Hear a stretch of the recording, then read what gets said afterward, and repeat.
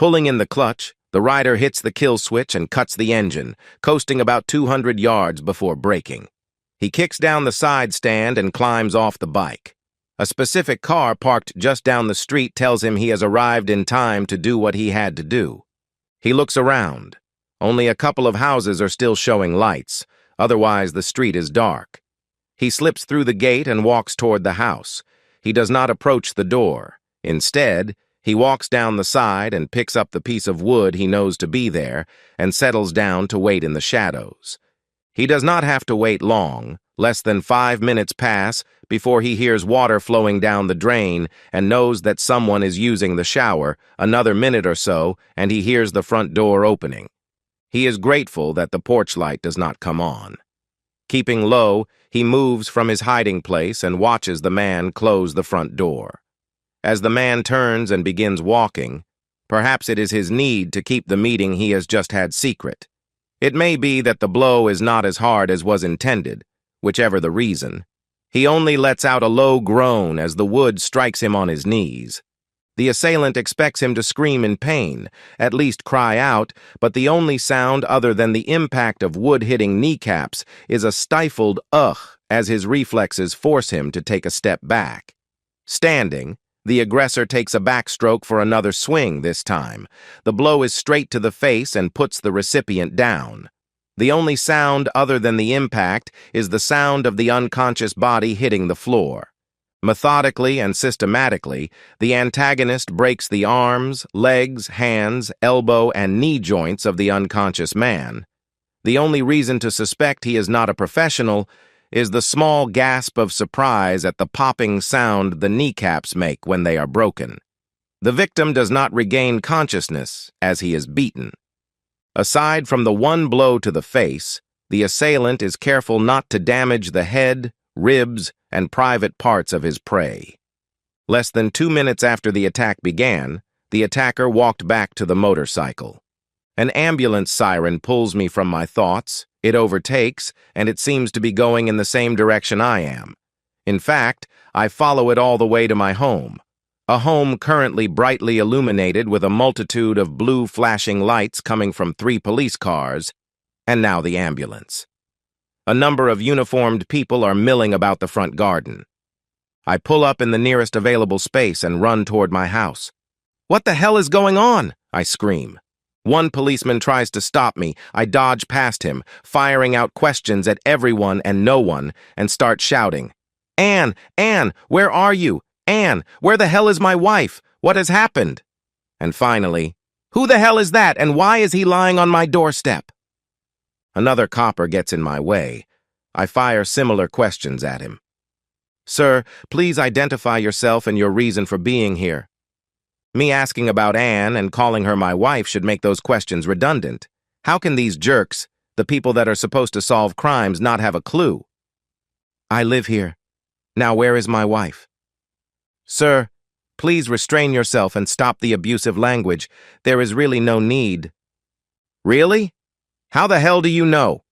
You ever come home to find your house crawling with you, doing whatever the hell it is that you're doing? No one, not one of you will tell me where my wife is, let alone how she is. Never mind telling me who that jerk is and why he is laying on my front doorstep." "The lady of the house is being interviewed inside, sir," the policeman replied. "But she's all right?" "Yes, sir," he answered. At last, a straight answer. I thank the copper and duck around him as he is distracted by the bloke on my doorstep being relocated via stretcher. With PC running after me, I go inside and find Anne and a couple of coppers in plain clothes in the front room. "What the hell is going on, Anne? Why is some jerk half dead on the doorstep?" She starts wailing, and one of the cops says, "Mr. Dugan, calm yourself down." "Why?" "More to the point, how?" I demand. "I get home after a long day and find all this stuff going on, and no jerk will tell me why." The 2 plainclothes look at each other, and the one that told me to calm down speaks. At 11:49, a call was made to the emergency services and reported a man being beaten at this address. A car was dispatched, but by the time it arrived on the scene, the assailant had left the area. The officers assessed the victim and called for an ambulance and support. Now, where were you at 10 to 12? Coming down the A1 at a guess, probably around the A605 junction. Why? Do you think I did this? What reason would I have? I break off and look at my wife. Were you being intimate with that jerk? She wails again, burying her face in her hands.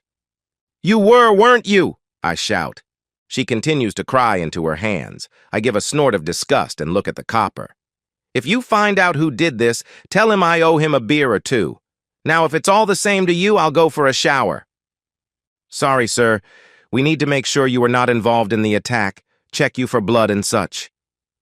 I give him a look that I hope shows disbelief before I bend and start to remove my boots. I kick them off and then remove my sweatshirt, t-shirt, and jeans as I defiantly stare him in the face, clad only in my socks and shreddies, and gesture to my clothes on the floor and ask, "Anything else?" "Sir." He takes a deep breath before continuing. "Please put your clothes back on." "Why?" "So you can drag me down the nick in a bit, make me take them off again and wear some paper jumpsuit until you deign to release me. No, you can bug off. In fact, I'm not going to put any clothes on. I'm going for a shower."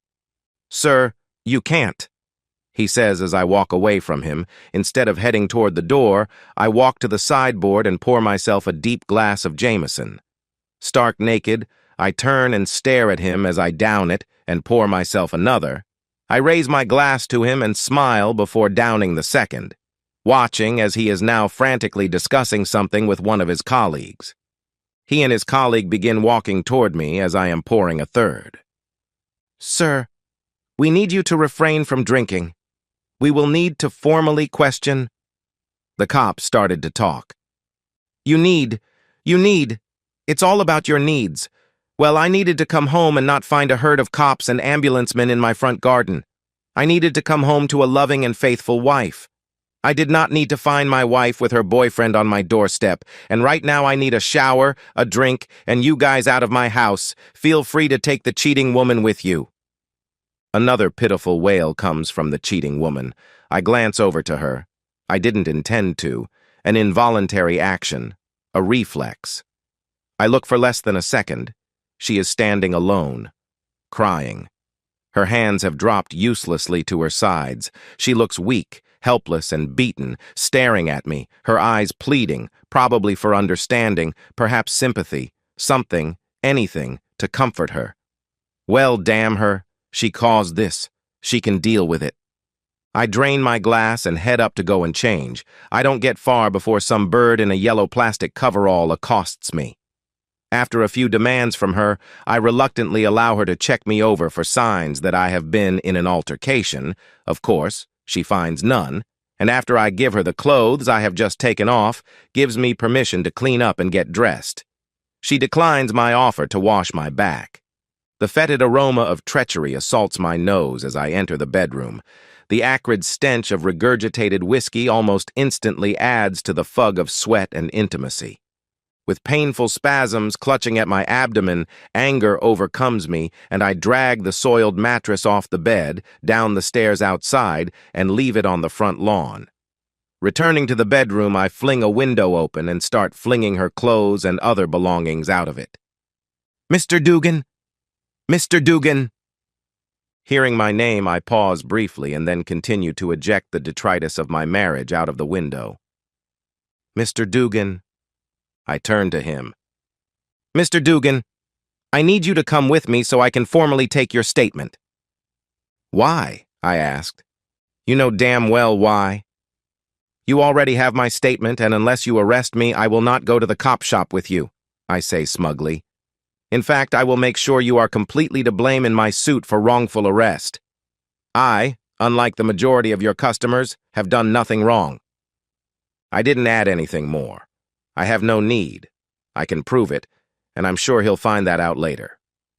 I watch him as the anger builds, his eyes, the rising color of his neck to his face. He reminds me of one of those cartoon characters, Donald or Daffy Duck about to blow. Maybe Yosemite Sam.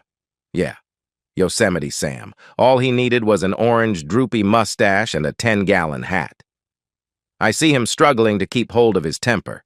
Eventually, he gains control and manages to force out some words. "Mr. Dugan, you are giving me no alternative, so I am placing you under arrest on suspicion of assaulting Mr. David Pratt. You do not have to say anything, but it may harm your defense if you do not mention when questioned something that you later rely on in court. Anything you do say may be given in evidence. If you do not have or cannot afford a solicitor, one will be appointed for you." Grinning like a Cheshire cat, I pull on some jeans and a t-shirt and say cheerfully, "Shall we go?" He leads me out. As I pass the open living room door, I can't resist and say, "Happy now? Pick your stuff up and bug off. Go to your mother's or whatever brothel you work at." I'm handed over to a couple of plods and they stick me in the back of a car and drive me to the Nick. On the way, one of them says, "You really made a mess of that bloke, not that I blame you. I would have probably done the same if he'd been shagging my missus." "If I'd known about him," I say through gritted teeth, "I would have done more than that. How is he? Will he live?" "Don't know," the cop replied. "Tell me, that copper, the detective, is he always such a jerk?" I asked. I hear two stifled sniggers, but neither offers an opinion. A short while later, I am booked in and left in an interview room. Expecting a long wait, I rest my head on my arms and try to go to sleep. It seems every time I manage to nod off, someone comes barging in and wakes me up. Eventually, Detective Dipstick comes in and sits on the other side of the table. After asking me whether I wanted to have legal representation, he cautions me again and informs me the interview is being taped.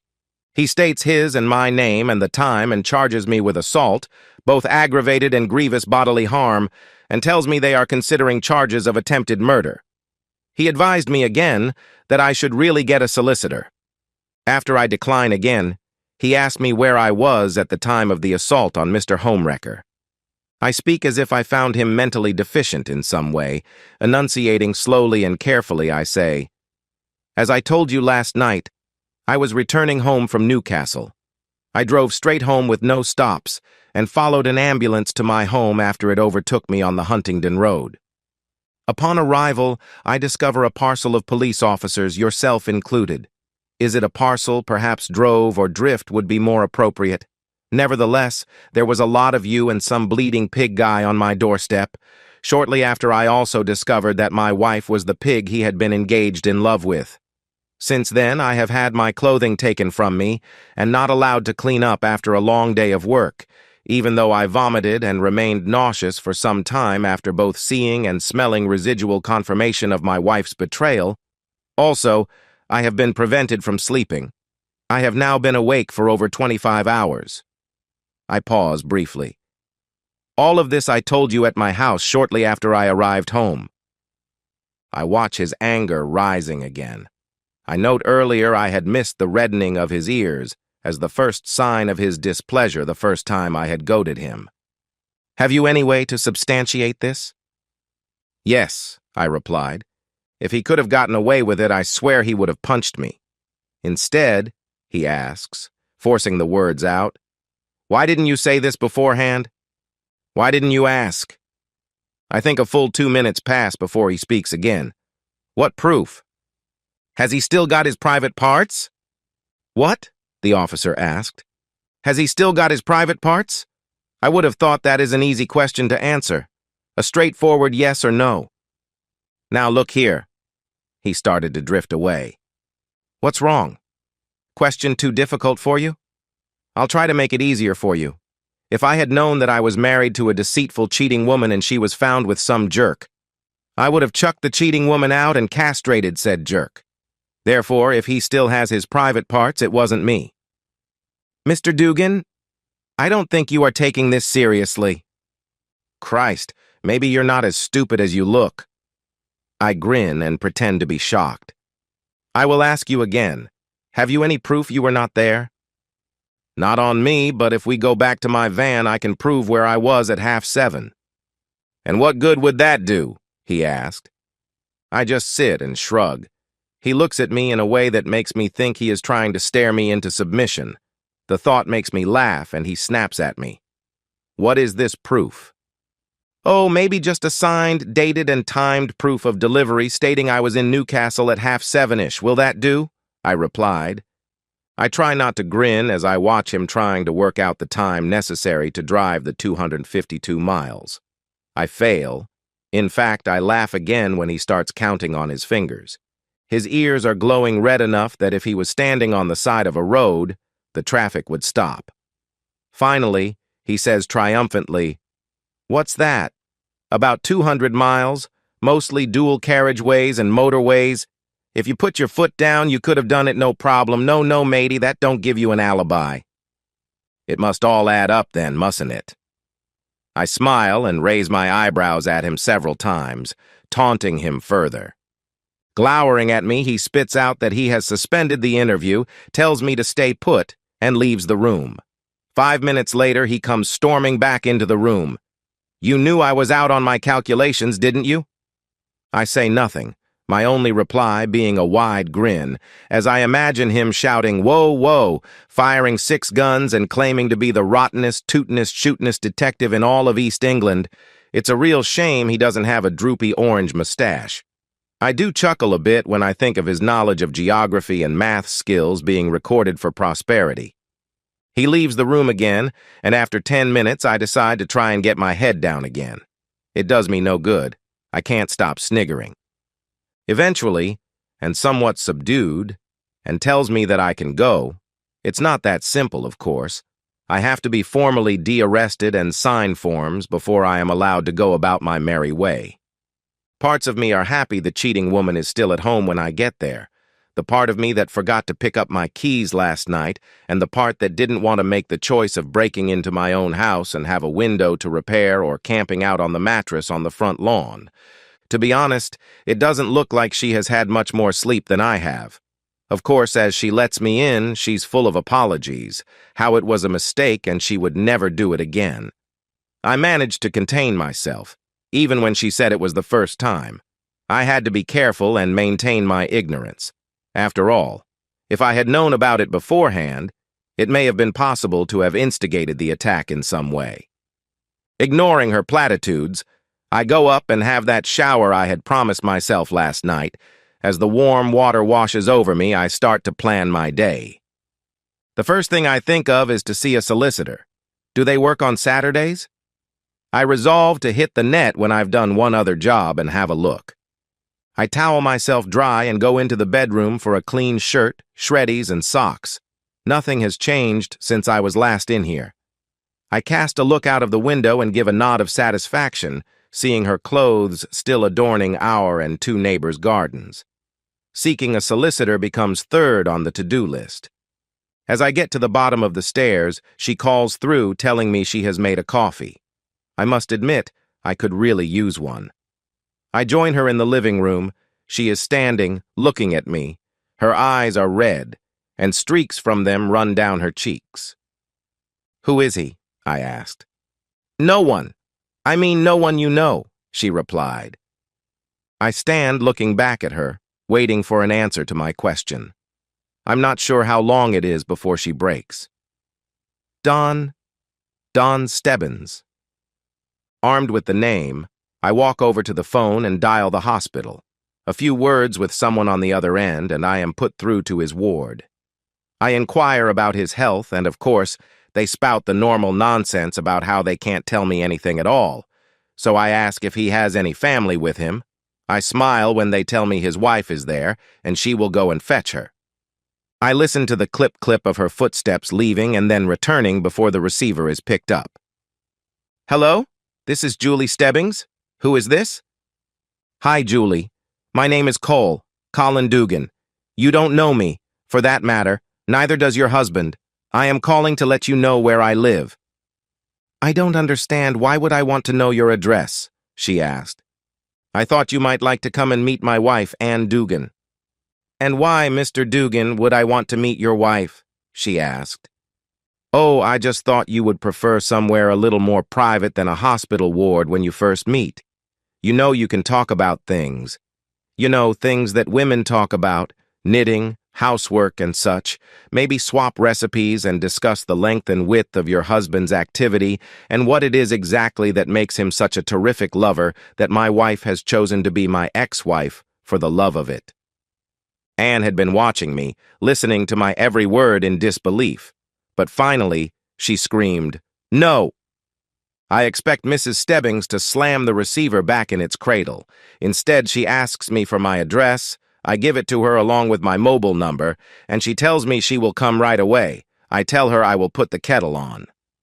While waiting, I think about spreading a plastic sheet down on the living room floor, but after checking how much yogurt and whipped cream is in the fridge, I decided against it. Much quicker than I would have thought possible, a screech of tires announces her arrival. I hope she allowed for the 2-speed cameras. I would rather she not get any tickets on top of everything else. I open the front door before she gets to it. I'm pleased I have. The way she comes in, I think she may have knocked it down if it were closed. Seeing my wife, she demands, "Is it true? Look, it's not like—" My wife started to say something. A sound reminiscent of a bullwhip fills my ears. "Don't you dare lie to me, you cheating woman!" Julie screams. "You have to understand," Anne sobs. "We didn't mean it to happen." "What?" I wonder.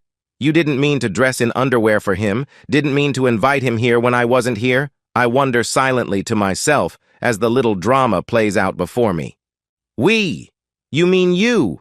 And you did nothing to stop it?" Julie's voice now a mere 90 decibels. "We just could—" Anne blusters until I hear that sound again. You could have said no. I am married. Or no. You are married. He should have said the same. But no. Instead, you chose to be a cheating woman. Julie's voice now low enough to be called shouting. No, it wasn't like—" my wife started. "Well, I hope you'll be happy with him. Look after him when they let him out of hospital. They tell me he will need a lot of looking after. You'll have to dress him, feed him, even wipe his fat back. Your husband has done a damn fine job educating him." She looks over to me and says sweetly, "Thank you." "Excuse me, but as I told Detective Brain Surgeon last night, if I had done it, he wouldn't still have his private parts. Nah, I'll wait till he's back on his feet before I let him know how much he has annoyed me. Tea or coffee?" "Coffee, please," she says with a smile. We leave the cheating woman and go sit in the kitchen, the innocent and cheated partners, to talk of many things, of sleazy cheating women and faithless husbands, of marriages and things, of why the cheats are lying twats, and the tarnishing of our rings. We speak for a while. Several times I hear Anne come out to the hallway and then go back into the living room. Perhaps she doesn't enjoy listening to us sharing our hurt and betrayal. When we feel we have said enough, I walk her to the door and say goodbye. I follow her out and drag the mattress around to the back garden. I pick up the cheating woman's clothes and other bits and bobs and pile them on top. When I fetch the green petrol can out of the shed, I hear her scream, "No!" again. I start pouring the contents over the pile as she runs to me. "Have you got a light?" I ask her, and then add, "Not the red one you hang outside when I'm not here?" "No, please don't burn my stuff, please no. I've got one job to do that I was leaving until after this was burning. I'll do that first, but when I get it done, I'll come back and burn whatever is still here." "Please, Doug, don't do this. I'm sorry. I love you." "Yeah, sure you do," I replied. "I do, Doug. I didn't mean it. I didn't think—" "Didn't think what? Didn't think I'd find out? Didn't think it mattered? No, you cheating woman. You didn't think I mattered? Well, damn you. Now pick up your stuff and get the hell out before I throw you on the pile with the rest of the crap." I go inside, and a few minutes later I'm looking up solicitors. I settled on one, but it's not open today, so I will have to wait until Monday. I go back outside to find Anne has picked up most of her clothes and other stuff and gone. Breathing a sigh of relief, I set the mattress alight and pick up any bits she has dropped and throw them on top. 14 months go by before I receive the decree absolute, changing my status to single. Anne's brats are now 6 months old, and they are definitely not mine, so I haven't got to pay for the little bastards, which is nice. Pastor Donald Stebbings is still trying to get his wife to forgive him. Personally, I think he just wants a familiar hand to wipe his back because he can't do it for himself yet. As for Detective Brian Small, seriously, that is his name. He has never found out who did it, although he did pull me in a couple more times to help him with his inquiries. But I wasn't very helpful. There are a few things I didn't tell him. I didn't tell him that my mate Stu called on me a couple of weeks earlier.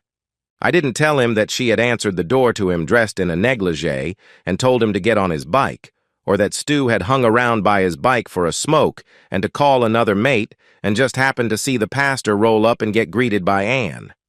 I didn't tell him that Stuart met me up in Newcastle with a very quick motorcycle, a Hayabusa if you're interested, or that we switched vehicles and I got home as the pastor was finishing worshiping at my wife's altar, and I definitely did not tell him how I explained a couple of the 10 Commandments to him, or that I rode to a prearranged spot, took of the coveralls I wore for the ride down, etc. How I then met Stuart in a lay-by a few miles down a dark country road and swapped vehicles again before I went home. And that's the end of today's story. If you enjoyed it, please give this video a thumbs up and drop a comment below. Your support helps the algorithm push my content further. If you're new to the channel, don't forget to hit that subscribe button.